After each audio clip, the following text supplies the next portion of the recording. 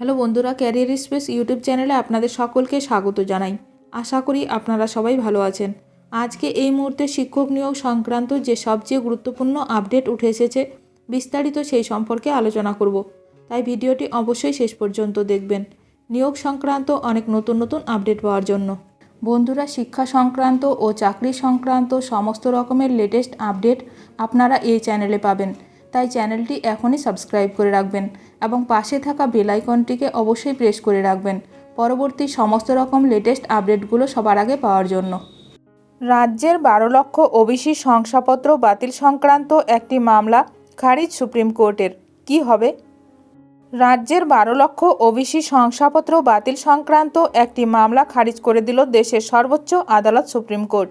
বিচারপতি বি.আর. গাভাই এবং বিচারপতি অগাস্টিন জর্জ মসিহের বেঞ্চ নতুন মামলায় জানিয়েছে, ওবিসি সার্টিফিকেট বাতিল নিয়ে হাইকোর্ট যে রায় দিয়েছে তাতে হস্তক্ষেপ করা হবে না। ওবিসি শংসাপত্রের বিষয়ে গত 6 জানুয়ারি দায়ের হওয়া একটি মামলা খারিজ করে দিয়েছে সুপ্রিম কোর্ট। কলকাতা হাইকোর্টের নির্দেশকে চ্যালেঞ্জ করে 6 জানুয়ারির নতুন মামলা করে অবনী কুমার বিশ্বাস। এই মামলাটিতে মোট 3টি বিবাদী পক্ষ রয়েছে: রাজ্য সরকার, পশ্চিমবঙ্গ অনগ্রসর শ্রেণী কমিশন এবং অমল কুমার দাস। নতুন মামলাটিতে শীর্ষ আদালত জানিয়ে দিয়েছে, হাইকোর্টের রায়ে হস্তক্ষেপ করা হবে না। তার মামলাটি খারিজ করে দিয়েছে শীর্ষ আদালতের 2 বিচারপতির বেঞ্চ। 2 বিচারপতির বেঞ্চ এও জানিয়েছে, যদি এই সংক্রান্ত কোনো আবেদন বিচারাধীন থাকে তবে তাও নিষ্পত্তি করা হলো।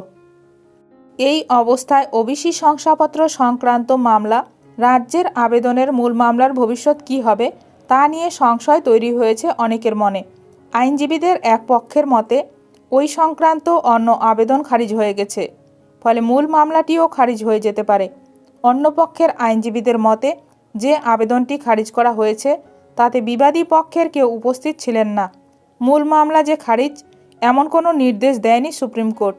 প্রসঙ্গত উল্লেখ্য, গত বছর 22 মে বিচারপতি রাজশেখর মান্থা এবং বিচারপতি তপব্রত চক্রবর্তীর ডিভিশন বেঞ্চ রাজ্যের প্রায় 12 লক্ষ ওবিসি সার্টিফিকেট বাতিল করে দেয়। ওবিসি শংসাপত্র সংক্রান্ত বিষয়ে হাইকোর্টে মামলাটি করেছিলেন অমল কুমার দাস। ওই মামলায় তার পক্ষে রায় দেয় হাইকোর্ট। বাতিলের নির্দেশ দেওয়া হয় প্রায় 12 লক্ষ ওবিসি শংসাপত্র। এখন দেখার বিষয় সুপ্রিম কোর্টে আগামী শুনানিতে কী গুরুত্বপূর্ণ রায় দেন বিচারপতি। ভিডিওটি ভালো লাগলে অবশ্যই লাইক করবেন। আজকের ভিডিওটি এখানেই শেষ করলাম। নতুন কোনো আপডেট নিয়ে দেখা হবে নেক্সট ভিডিওতে।